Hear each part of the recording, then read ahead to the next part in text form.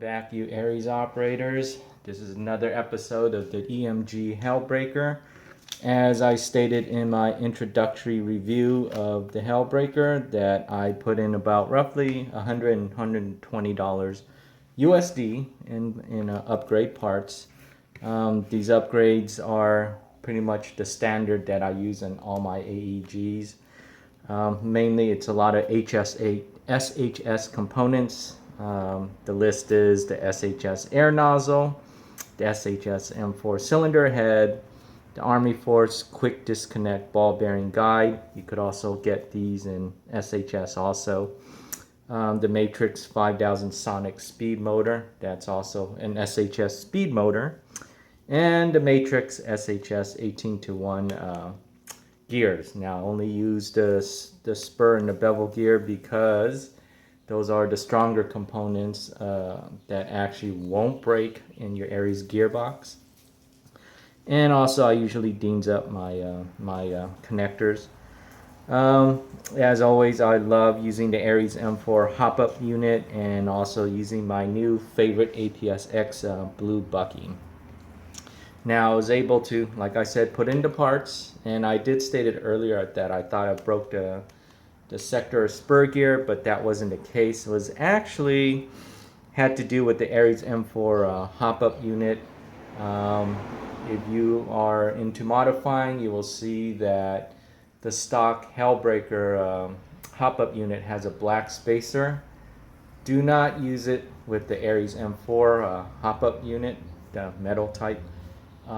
I suggest using the brass spacer that actually comes with the ARES M4 hop-up unit, and this will alleviate some of the tightness that happens in the upper and the hop-up unit, and also helps to clear out the air, well, give you more spacing with the hop-up and the air nozzle that you'll feed better actually. Now with that out of the way, I was able to get some good shots out of it. Put in some Crytek 25 gram BBs, was able to chrono almost 370 FPS on this thing.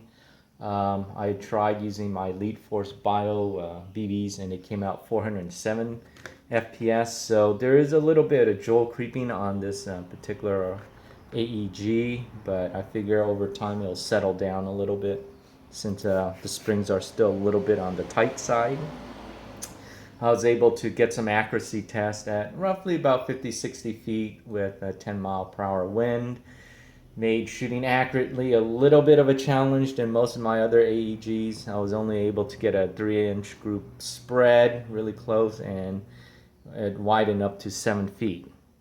Now, of course, if you've seen my other videos, you probably see my other AEGs are probably a lot more accurate, but they're in a lot more ideal conditions than what I was putting the Hellbreaker through, as it was a little bit on the windy day.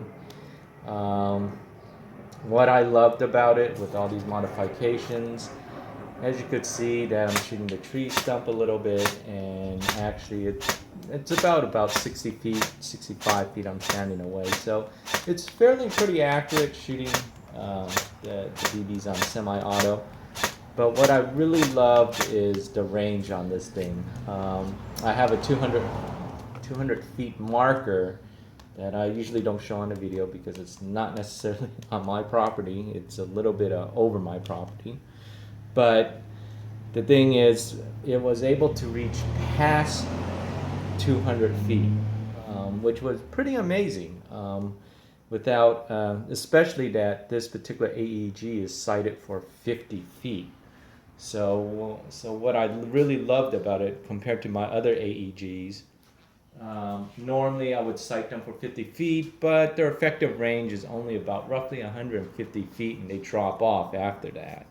Versus this one, it's 50 feet and it starts going past about 200 feet. So it's definitely got power, it definitely got range.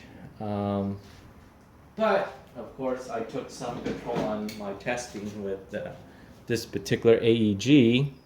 I did test out my other type field rifle that I usually like. It's actually more a field rifle CQB. It's the ARES AMOBA 008 rifle. shooting between 50 and 100 feet, it's very accurate. Actually, it almost kind of, in some ways, seems like it beats my Hellbreaker in accuracy. But they pretty much have the same upgrade parts, so I thought that was interesting. And the AM008 only using a stock 275mm inner barrel. But of course, like I stated, after 150 feet, maybe 175, that's as far it's going to go, really accurately and effectively. Versus the Hellbreaker seems like it could go out to 200, a little bit over 200. So definitely what the Hellbreaker has is definitely a little bit more power in FPS.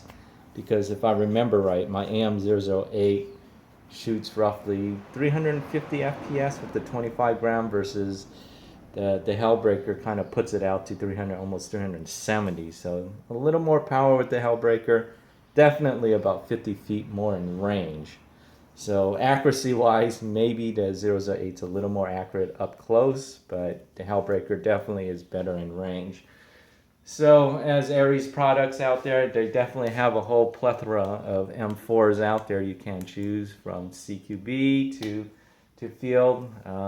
I definitely love my MOBAs and my Hellbreakers. So that's a look of the upgrades, and if you have any comments, you could leave it down there and I'll try to answer them.